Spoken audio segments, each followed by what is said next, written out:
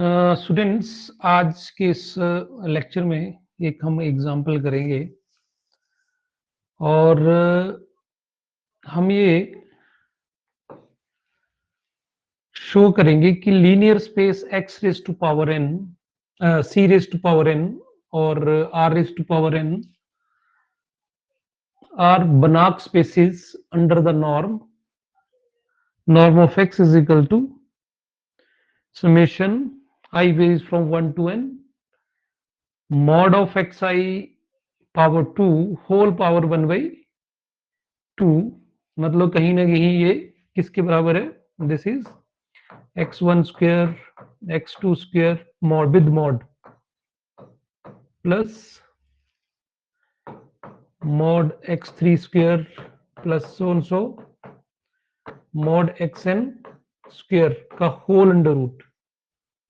This is the norm of x and where x is n tuples का है, तो definitely आपके जो x होगा तो वो n टुपल होगा, x1 x2 so xn belongs to c raised to power n और r raised to power n. तो इट मीन दैट ये जो आपके x1 x2 ये स्केलर होंगे और ये स्केलर या तो कॉम्प्लेक्स नंबर होंगे या ये रियल नंबर होंगे. तो यहां पे क्वेश्चन है कि हमें इसको बनाच स्पेस प्रूव करना है. तो स्टूडेंट आप देखें तो लीनियर स्पेस तो दिया ही हुआ है, पहले वेक्टर स्पेस दिए हमें और हमें इसको बनाच स्पेस प्रूव करना है. बनाच स्पेस प्रूव करने के लिए पहले इसको नॉर्म लीनियर स्पेस प्रूव करना पड़ेगा. नॉर्म्ड होगा उसके बाद इसको कंप्लीट शो करना पड़ेगा कि बनाच स्पेस का मतलब होता है norm linear space which is complete. तो इस तरह के ये 2-3 क्वेश्चंस होने, पहले हम इसको करते हैं देन वी मूव फर्दर. तो इसका प्रूफ देखो. तो प्रूफ में सबसे पहले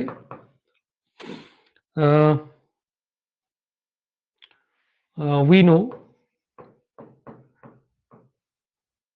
that r raised to power n or c raised to power n are the linear spaces. linear spaces, linear space मतलब vector space. okay, under the operations,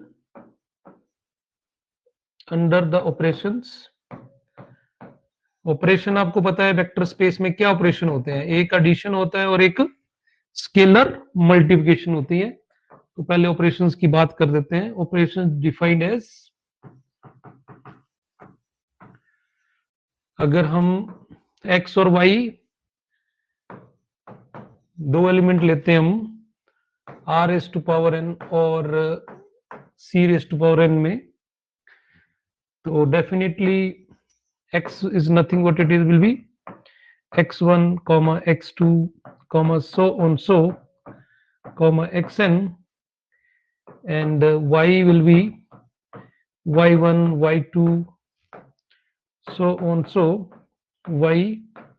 yn, और alpha साथ में एक स्केलर लेना पड़ेगा. So alpha belongs to c और r, v a scalar.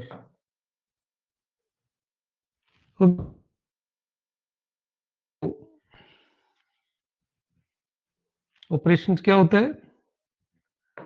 Addition. तो means x plus is nothing what it is. पहला कंपोनेंट जो इसका है x1 y1 के साथ ऐड हो जाएगा, so it is x1 plus y1 and x plus y2 plus so on so xn plus y. okay, this is addition. And what will the scalar multiplication? And alpha x is alpha x, इसको component अंदर ही इसको use कर देता हूं. So what we write, alpha x1 comma alpha x2 so and so alpha xn। ठीक, तो ये तो बनाक स्पेस प्रूव करने के लिए क्या करना पड़ेगा, लीनियर स्पेस हमें गिवन है, तो हमें सबसे पहले इसको नॉन लीनियर स्पेस प्रूव करना पड़ेगा। नॉन लीनियर स्पेस, और नॉन लीनियर स्पेस को प्रूव करना पड़ेगा कंप्लीट, तब जाके ये बनाक स्पेस बनेगा। तो सबसे पहले सिंपल, तो हमें सबसे पहले इसकी नॉर्म की 4 प्रॉपर्टीज प्रूव करनी पड़ेगी। तो यहां पे मैं मेंशन कर देता हूं, वी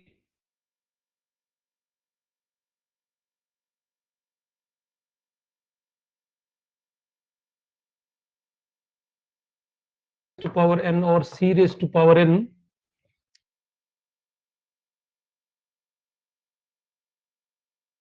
तो पहली प्रॉपर्टी नॉर्म की क्या होती है कि norm is always positive. So that will be, हमें फर्स्ट प्रॉपर्टी प्रूव करना पड़ेगा, norm of x is greater than equal to 0। So since कोई भी रियल नंबर हो, तो उसका रियल नंबर या कॉम्प्लेक्स भी हो, तो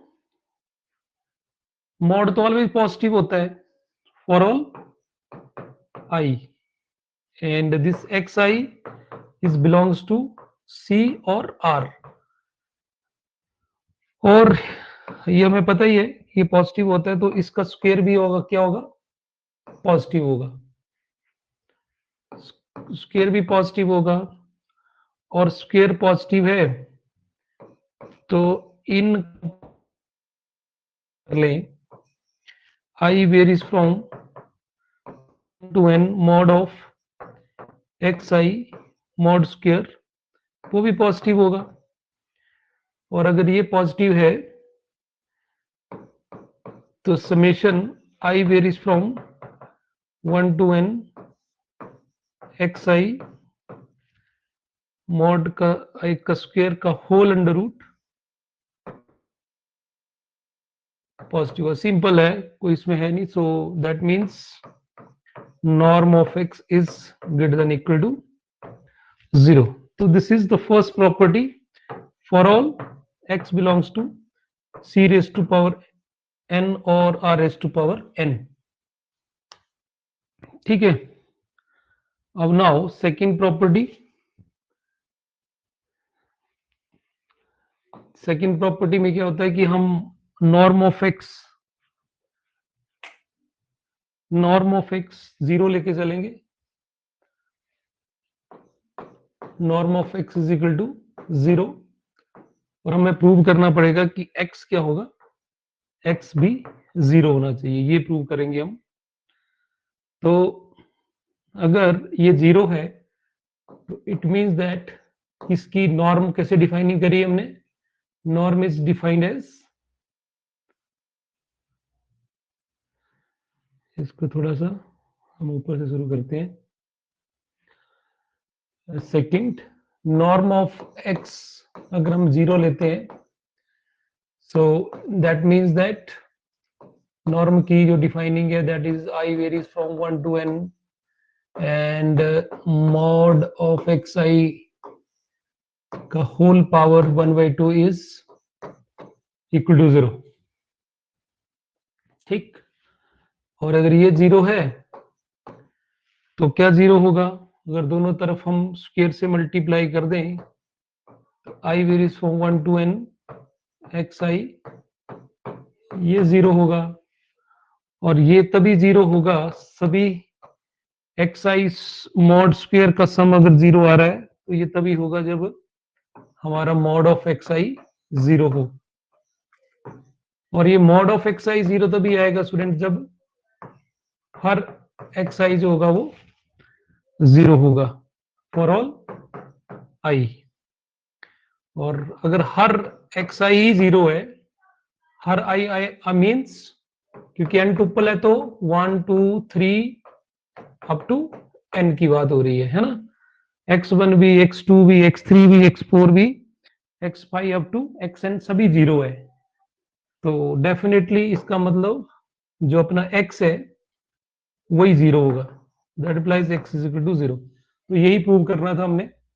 हम क्या लेके चले कि norm is equal to zero और x is equal to zero आया, और इम्प्लाइड में कन्वर्स भी ट्रू होना चाहिए, x जीरो होगा तो नॉर्म x भी जीरो होगा, दैट्स वाई हमने डबल एरो लगाया, मतलब इसका रिवर्स भी ट्रू होगा। Now the third property is triangle वाली, है ना। तो ट्राइंगल वाली में नाउ उसमें हमें norm of x plus y less than equal to norm of x plus, हमें ये प्रूव करना पड़ेगा। तो हमें प्रूव करना है कि norm of x plus y is less than equal to norm of x plus norm of y, ये प्रूव करना है हमने, ठीक। तो नाउ हम क्या लेके चलेंगे, norm of x plus y का स्क्वायर लेके चले, ओके। अगर इसका स्क्वायर लेके चलेंगे तो what we gate,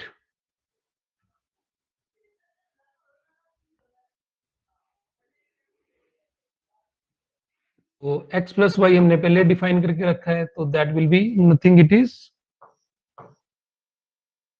x plus y x2 plus y2।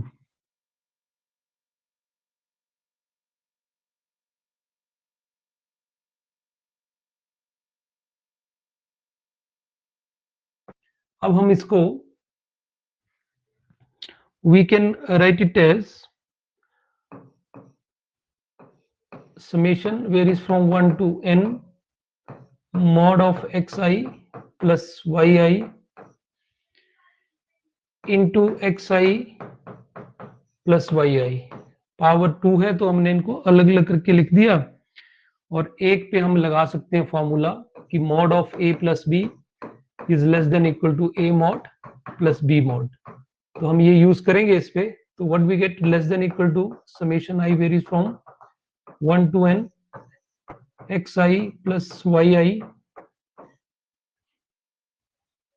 into mod of xi plus mod of yi, ठीक।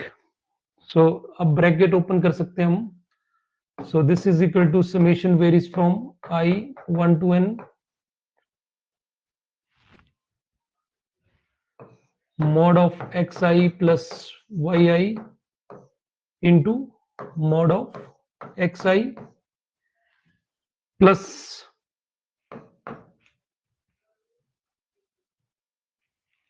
summation varies from I 1 to n mod of xi plus yi into mod of yi, this one, okay. अब हमने Cauchy inequality use करेंगे, और Cauchy inequality अगर आपको याद हो तो हमने कॉची इनइक्वालिटी में क्या पढ़ा, कॉची इनइक्वालिटी में हमने ये पढ़ रखा है, व्हाट कॉची इनइक्वालिटी की summation i varies from 1 to n mod of xi into yi is less than equal to norm of x into norm of y, ये कॉची इनइक्वालिटी है, तो हम इसको यूज करेंगे यहाँ पे।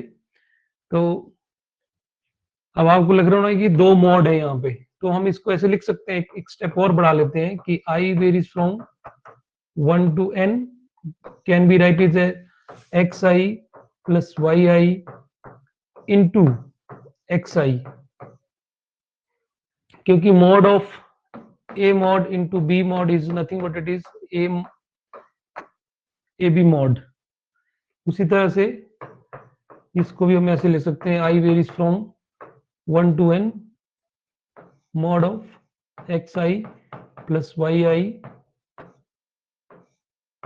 into yi whole mod। so by using this result inequality को use करेंगे तो यहां से क्या बन जाएगा, less than equal to norm of this is x, so we treated as this is x, and this is y, so we treat it as this is y. So what we write? X plus y norm, and this is y means norm of x. एक term तो ये हो गया, second वाले में भी इस तरह से हम कॉची इनक्वालिटी लगा देंगे. तो what we left with norm of x plus Y into norm of y. So you can see कि दोनों टर्म्स में ये फैक्टर कॉमन है, norm of x plus Y common है. So this is norm of x plus norm of y. सो हमने कहां से शुरू करा था students? We have start from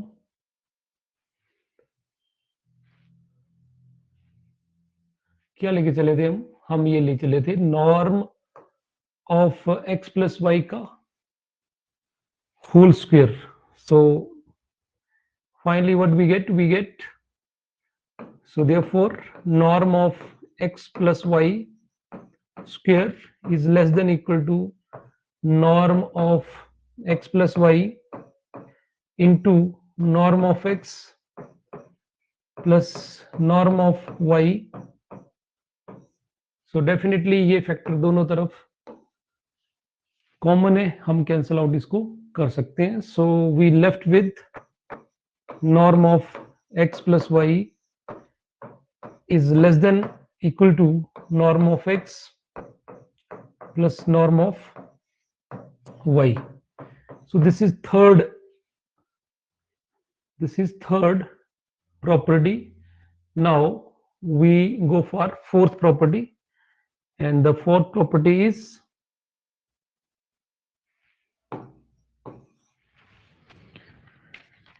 so fourth property हमें प्रूव करना है norm of alpha x is equal to mod of alpha into norm of x. so हम क्या लेके चल पड़े? norm of alpha into x लेके चल पड़े. so again हम यहाँ पे इसकी डिफाइनिंग पहले कर चुके हैं, फर्स्ट पेज पे हमने इसकी डिफाइनिंग करी है. क्या डिफाइन करा था हमने? ऑपरेशन डिफाइन करा था. सो this is alpha x is nothing but it is alpha x1 comma alpha x2. तो हम ये यूज करेंगे यहाँ पे. सो this is norm of alpha x1 comma alpha x2 comma so alpha xn, this one. So by using norm, defining of norm, that will be summation varies from I varies from 1 to n alpha xi mod का square whole under root 1 by 2. so norm में हमारे पास defining से result बना. So now the mod of a into b is nothing but it is mod of ab is equal to mod a into b. तो यहाँ पे हम क्या लिख सकते हैं इसको? mod of alpha और mod of xi. ऊपर स्क्वायर है तो डेफिनेटली दोनों के पर स्क्वायर लग जाएगा, एंड होल पावर 1 by 2. तो अगर हम देखें तो इस समेशन का इस अल्फा के साथ कोई लेना देना नहीं है, क्योंकि इसमें आई तो है नहीं.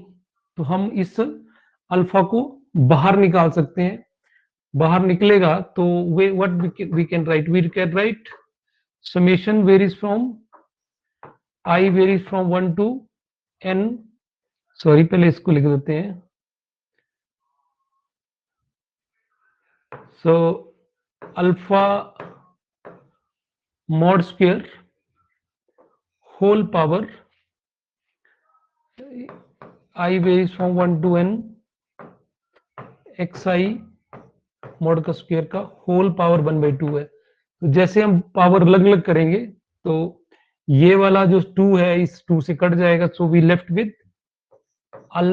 mod ऑफ अल्फा और अंदर बच जाएगा summation i varies from 1 to n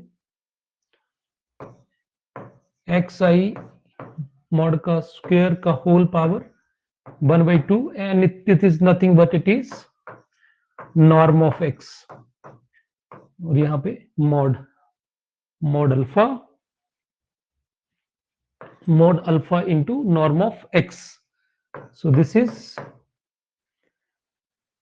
we have to prove, this is the 4 property. तो ये 4 properties हमने prove कर दी students. So now we can say कि अपना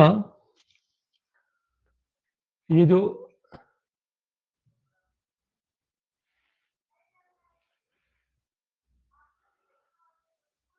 all these 4 conditions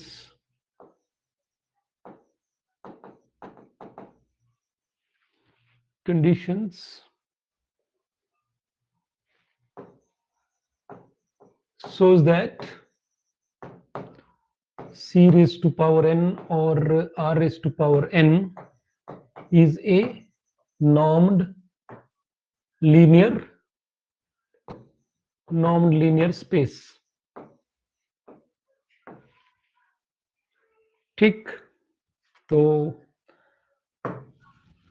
यहां तक तो स्टूडेंट ये नॉर्म लीनियर स्पेस हुआ।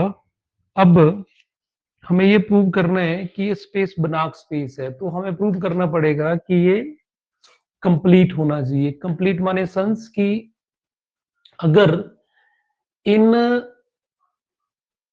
नॉर्म लीनियर स्पेसिस में अगर हम कोई कॉची सीक्वेंस तो वो कॉची सीक्वेंस कन्वर्जेंट होनी चाहिए और साथ में वो कन्वर्ज भी इसी ही नॉर्म लीनियर स्पेस के किसी पॉइंट को कन्वर्ज करेगी। तो now we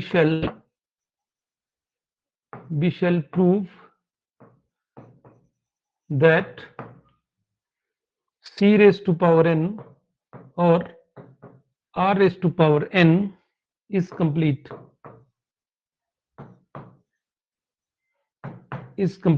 Okay, complete prove करना है। So for this let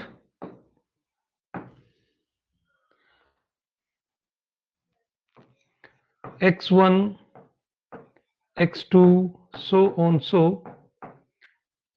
xm comma so on so we a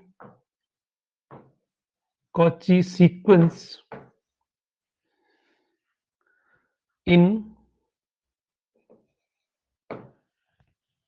c raised to power n or r raised to power n where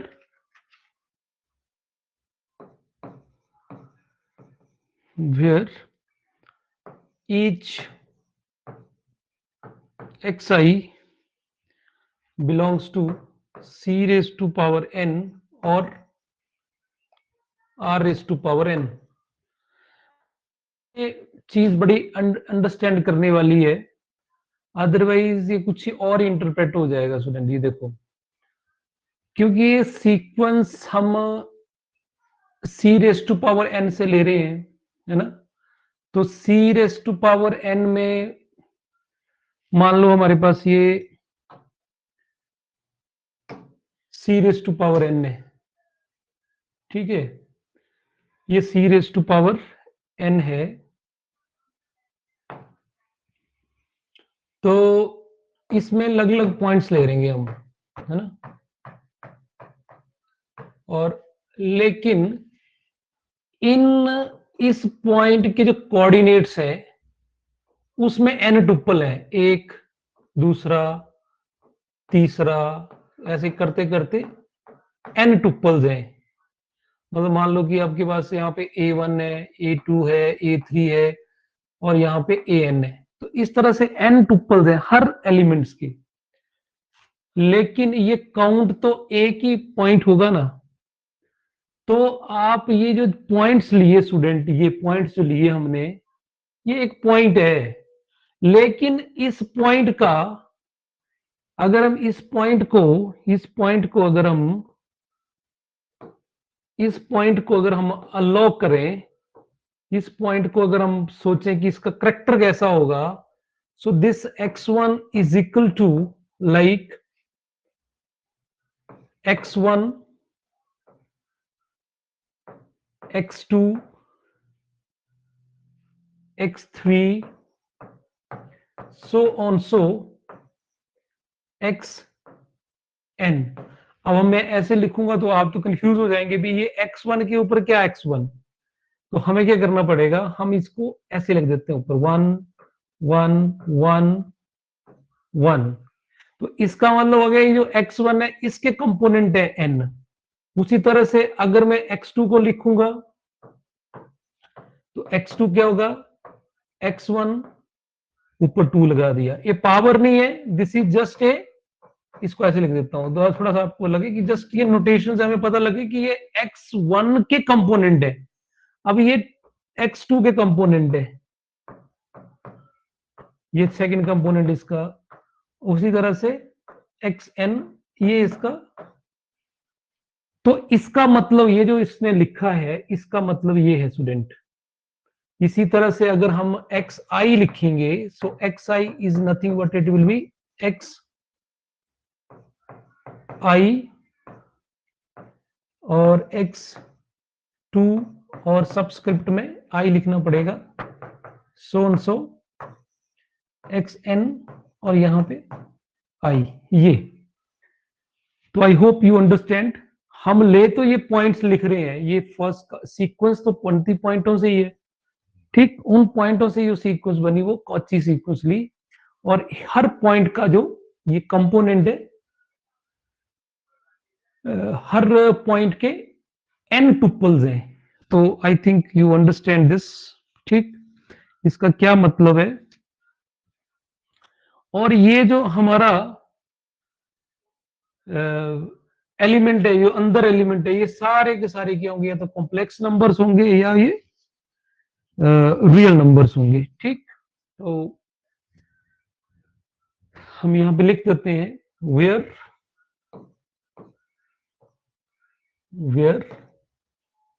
xi x1 of i x2 of i so on, so xn of i they belongs to c और r। तो ये तो हमारे, इसी तरह से अगर हमने यहाँ पे इसकी nth टर्म क्या लिखी है, सी xm लिखा है, तो डेफिनेटली अगर यहाँ पे लिखना हो तो xm क्या आएगा हमारे पास, that will be xm, xm ऊपर लगेगा सुपरस्क्रिप्ट में और यहाँ पे i, फिर 1, फिर second x2 m, so on, so xn this one। so ये जितने भी कंपोनेंट जितने भी आ रहे हैं दे बिलोंग्स टू सी और आर। तो यहां तक इसका थोड़ा सा ये इंटरप्रिटेशन आपको पता होनी चाहिए कि इसका क्या मतलब है। Now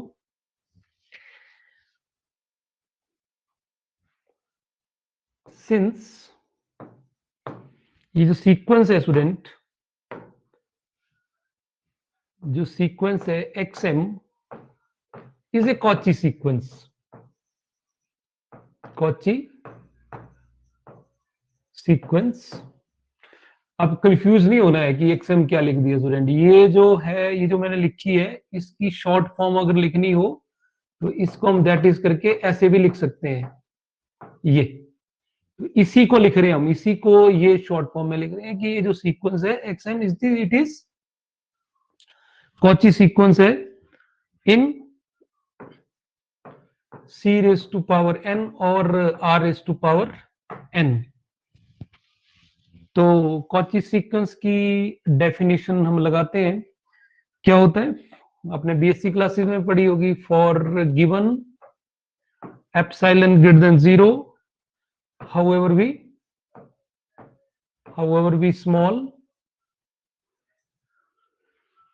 there exists a positive integer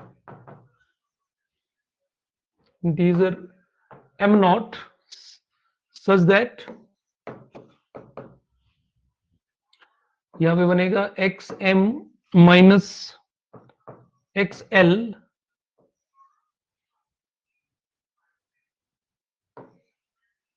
whole mod. अगर रियल में होता तो हम मॉड लगाते, लेकिन यहां पे हमने नॉर्म लीनियर स्पेस है तो डबल नॉर्म लगेगा। Is less than equal to epsilon for all n भी, एम भी और एल भी, दोनों के दोनों एम नॉट से बड़े होंगे। सो this is a definition of Cauchy sequence. और ये मैंने आपको पहले भी आई थिंक एक्सप्लेन करा है कॉची सीक्वेंस का क्या लॉजिक होता है, तो आप इसको देख सकते हैं। नाउ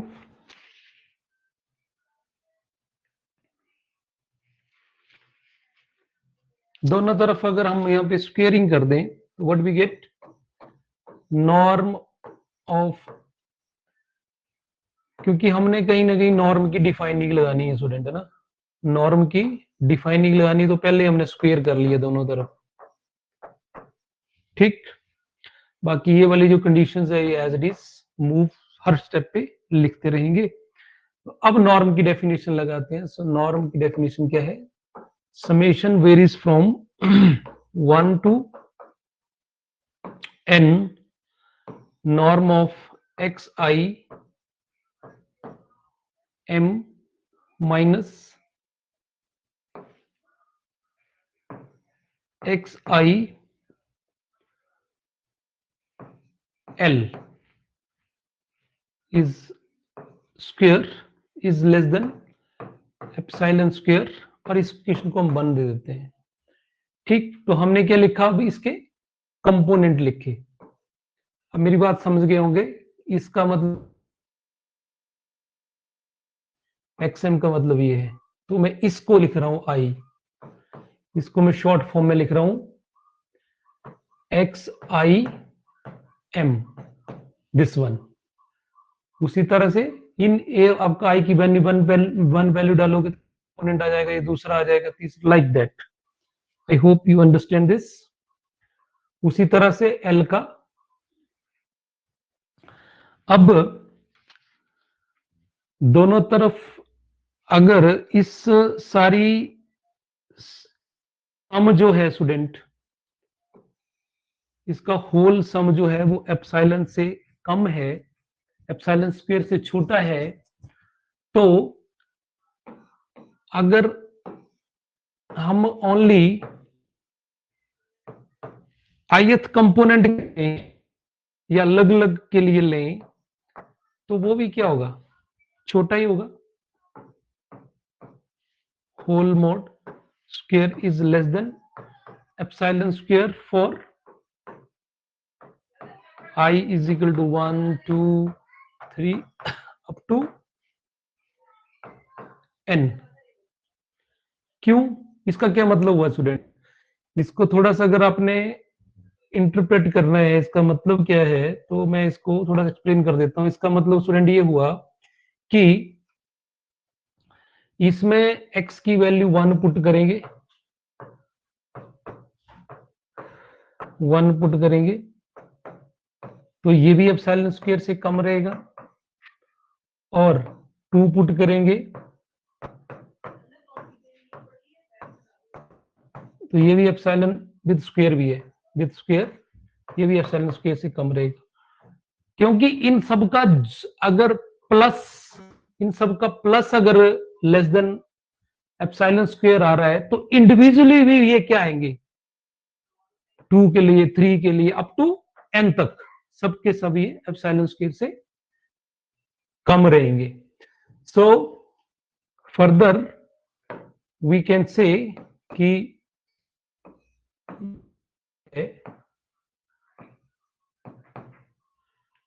xi minus xil, दोनों तरफ अगर हम स्क्वायर को हटा भी दें तो this quantity is less than epsilon for all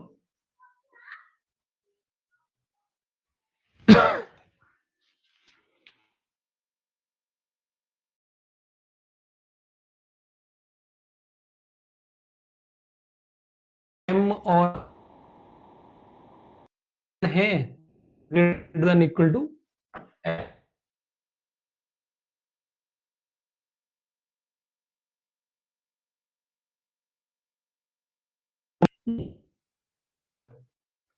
they are real numbers. अब ये n टुपल्स नहीं है, सिंपल एक आपके पास कोऑर्डिनेट है, उसकी कोई वैल्यूज है. ठीक, बोलने का मतलब अगर मैं कोई n टुपल लेता हूं, ऐसे ले लिया कि 2 4 5 ऐसे करके कोई -2 -1 ये है, तो हम अब इन कंपोर्ट 2 4 5 या -1 -3 इनकी बात कर रहे हैं. ये दे आर द स्केलर्स, और वो स्केलर क्या है, या तो c है या वो r है. तो इट मीन दैट ये डेफिनेशन तो कॉची सीक्वेंस की है, बट पहले सिचुएशन कुछ और थी. पहले क्या था, वो टुपल्स की थी. पर अब क्या है, यहां पे देखो आप, ये यहां पे देखो, ये कॉची सीक्वेंस थी जो थी, ये किसके लिए थी, ये थी वेक्टर्स के लिए. वेक्टर माने एन टुपल्स के जो कोऑर्डिनेट थे, कोऑर्डिनेट टुपल्स उसको वेक्टर बोल सकते हैं, ये वेक्टर्स के लिए था. लेकिन नाउ, और नॉर्म भी लगा था, अब अगर आप सिचुएशन देखिए, सिचुएशन चेंज हो चुकी है. ये मॉड में कन्वर्ट हो गया, और ये जो नंबर्स हैं, ये जो नंबर है, ये क्या है, ये तो रियल नंबर है या कॉम्प्लेक्स नंबर है. और अब ये कॉची सीक्वेंस किस में हो गई, इन रियल नंबर या इन कॉम्प्लेक्स नंबर. तो मैं यहां पे मेंशन कर देता हूं, देयर इंप्लाइज सीक्वेंस एक्स आई और सबस्क्रिप्ट में m is a Cauchy sequence in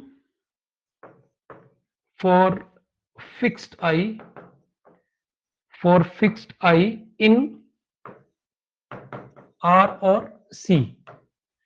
For fixed I means to say that कि I की वैल्यू 1 पुट करेंगे तो एक अलग सीक्वेंस बनेगी, 2 पुट करेंगे तो दूसरे के लिए अलग बनेगी, 3 के लिए अलग बनेगी. तो अलग अलग I के लिए, पर हर केस में ये जो सीक्वेंस है, ये क्या होगी, अपनी कॉची सीक्वेंस होगी, इसमें होगी R में. और ये हमने छोटी क्लासेस में भी पढ़ा होता है, बीएससी में पढ़ा होता है कि R is complete. R is complete. हम वेल ऑर्डर प्रॉपर्टी से ये प्रूव किया होता है हमने कि R जो होता है वो कंप्लीट होता है. तो अगर R कंप्लीट है तो डेफिनेटली ये जो कॉची सीक्वेंस है R या C के बीच में, ये डेफिनेटली कन्वर्ज करेगी. और कन्वर्ज किसको करेगी, एक रियल नंबर को या एक कॉम्प्लेक्स नंबर को. तो यहां पे एक लाइन लिख देते हैं, but we know that R of is complete. और अगर ये कंप्लीट होता है, सो इट मींस दैट ये जो कन्वर्जेंट इन C और R. ठीक, अब कन्वर्ज कर रही है, तो कन्वर्ज रियल नंबर होगा या नंबर होगा, तो हम मान लेते हैं कि ये किसको कन्वर्ज कर रही है. Let it converges to a point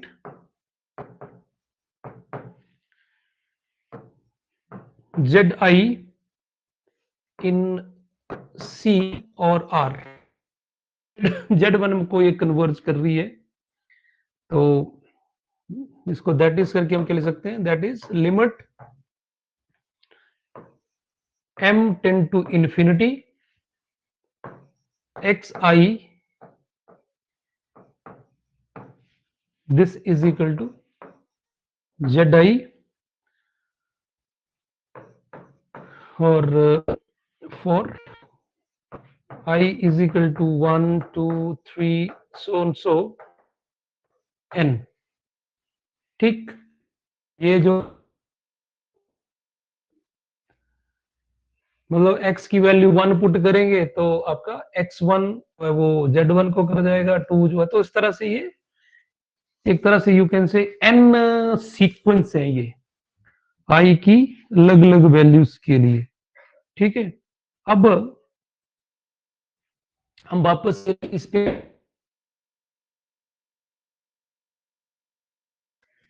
अगर मेन मोड, क्योंकि हमारा यहां से शुरू किया इसको, उसको कन्वर्जेंट प्रूव करना है। ठीक, और तो अब ये सीक्वेंस डेफिनेटली किसको कन्वर्ज कर रही है, जेड आई को, तो डेफिनेटली ये भी किसको कन्वर्ज करेगी, जेड आई को ही बिलोंग कन्वर्ज करेगी, क्योंकि उसमें सबस्क्रिप्ट चेंज करने से कोई फर्क थोड़ी पड़ता है। तो क्या करते हैं हम, एल को यहां पे अप्रोच करा देते हैं इन्फिनिटी को, let l tend to infinity in equation 1 we have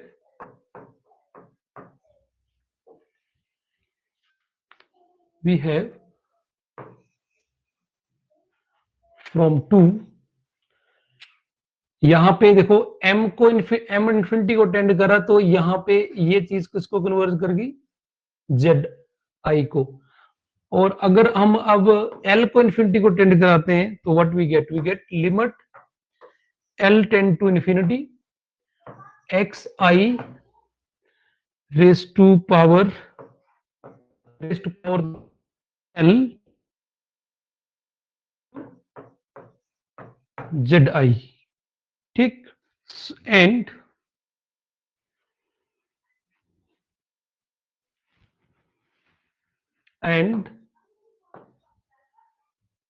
summation varies from I varies from 1 to n mod xi m minus zi square less than epsilon square. तो स्टूडेंट हमें किसमें कहां से यूज करा, ये इक्वेशन 1 यूज करा हमने, ये वाला। ठीक है, इक्वेशन 1 ये वाला, ये अपना जैसे ही एल इंफिनिटी को टेंड करा तो ये चीज किसको कन्वर्ज करेगी, जेड आई को, तो यहाँ पे ये जेड आई आ गई। आप तो ये भी बोल सकते हैं कि इसको भी जेड आई कर देते हैं, तो उससे क्या मिलेगा हमें, तो दोनों z i minus z i 0 हो जाएगा। We need a convergent sequence, तो एक को तो रखना ही पड़ेगा दोनों में से, या एम रखो या एल रखो, तो मैंने एम को रखा यहाँ पे, सो दैट्स वाई यहां से अपने को ये मिल गया। और अब इसको अगर हम नॉर्म में कन्वर्ट करें तो व्हाट वी गेट, और साथ में ये भी लिखेंगे for m is greater than m naught. अब l तो लिमिनेट हो गया, you can say, so this is nothing what it is, norm xm minus z square less than square for all m is for all लिखना चाहिए यहाँ पे m naught, and where z is equal to z के component z1 z2 so zn, और सारे के सारे क्या होंगे, c को बिलोंग करेगा, this belongs to c raise to power n और r raise to power n, क्योंकि एन टुपल हो गया और Z1 Z2 सो सो ये सारे हमारे रियल नंबर या कॉम्प्लेक्स नंबर होंगे। सो यहां से क्या प्रूव हो गया हमारे पास कि norm of x m minus z is less than epsilon for all and m is greater than equal to m naught, ठीक। so we can say कि जो सीक्वेंस एक्स एम जो है वो कन्वर्ज कर रही है जेड को as M converge to infinity. So एक हमने कॉची सीक्वेंस ली थी स्टूडेंट शुरू में हमने क्या ये कॉची सीक्वेंस ली थी और अब हम ये प्रूव कर दिया हमने कि ये कॉची सीक्वेंस वो जेड को कन्वर्ज कर रही है। So therefore sequence xm is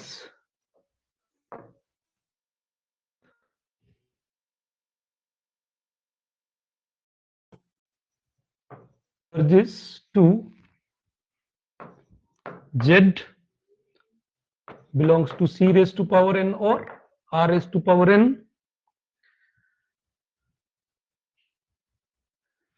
So there implies every Cauchy sequence in c raised to power n or r raised to power n is convergent. So there implies c raised to power n or r raised to power n is Banach space. Banach space. तो student अब जाके इसका proof complete हुआ। तो आप देख रहे होंगे कि ये थोड़ा सा लेंथी पार्ट हो गया। तो लेंथी है बट मुश्किल तो नहीं है। जस्ट हमने एक बार मैं इसको रिकैप कर देता हूं कि हमारे पास एक r raise to power n और c raise to power n की बात हो रही थी कि इनको बनाक स्पेस प्रूव करना है। तो इसमें ये नॉर्म हमें दिया था। तो सबसे पहले हमने करी इसकी और चार क्या कि लीनियर स्पेस है। नॉर्मल लीनियर स्पेस के लिए सबसे पहले हमने इसके डिफाइन कर लिए, फिर वन बाई वन। तो चार प्रॉपर्टी से हमने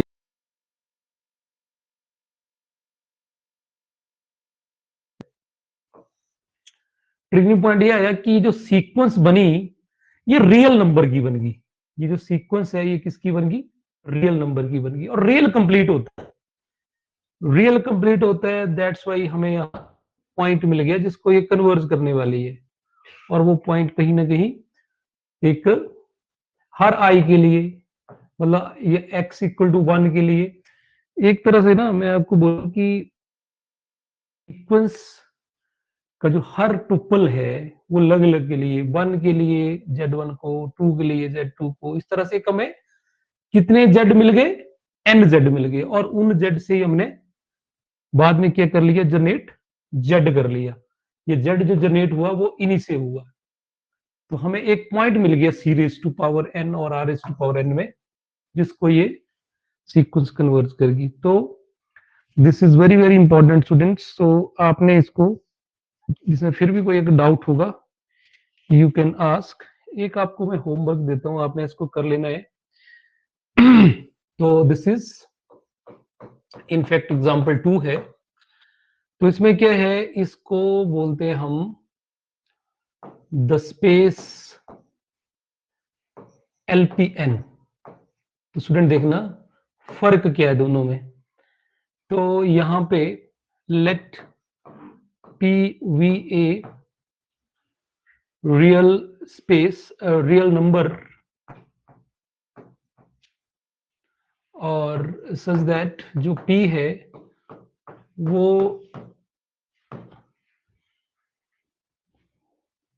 वन से बड़ा होगा लेकिन इन्फिनिटी से छोटा होगा। लेट LNP याद रखना है इसका नाम क्या है और इसकी इसमें होता क्या है। VA be the space of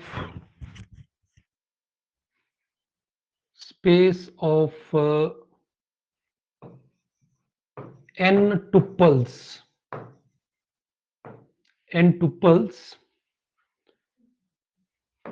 x equal to x1 comma x2 so on so xn of scalars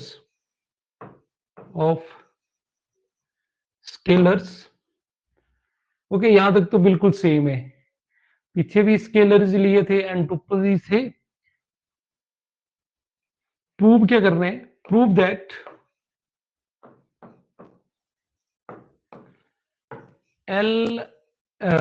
L and P is a Banach space,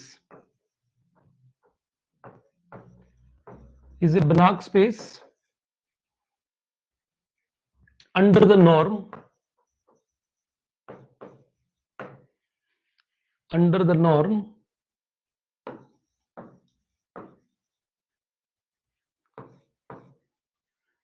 of x P is summation varies from 1 to n mod xip and whole power 1 over p। तो आप देख लो पिछले और इसमें क्या फर्क था, यहां p की जगह क्या था, 2 था बस। सेम क्वेश्चन है पर पिछले वाले में आप अगर देखें, पिछले वाले के नॉर्म की अगर डिफाइनिंग देखें तो इसमें जो नॉर्म था उसमें क्या था, जहां p है यहां देखो यहाँ पे 2 है, यहाँ 1 over p है और यहाँ p लिख रहा है यहाँ पे, तो यहाँ पे आप 2 बोल लो यूगेन से, बाकी एज इट इज आपने इसको करना है, इसमें कोई और मेरे को लगता है नहीं, जस्ट इस p का रिप्लेसमेंट 2 का रिप्लेसमेंट p से हुआ, बाकी एज इट इज है। तो आपने इसको सबसे पहले ऑपरेशन डिफाइन कर ले थे पिछले क्वेश्चंस में कर, और फिर आपने 4 प्रॉपर्टीज प्रूव करनी है, प्रॉपर्टी के बाद फिर और प्रॉपर्टी जो इसकी प्रूव करोगे आप तो उसमें आप मिनकॉस की इनइक्वालिटी लगा सकते हैं और फिर ये फोर्थ इजीली प्रूव हो जाएगी। तो फिर ये आपने कॉची सीक्वेंस करके इसको करना है, फिर भी कोई डाउट होगा तो वी कैन डिस्कस लेटर।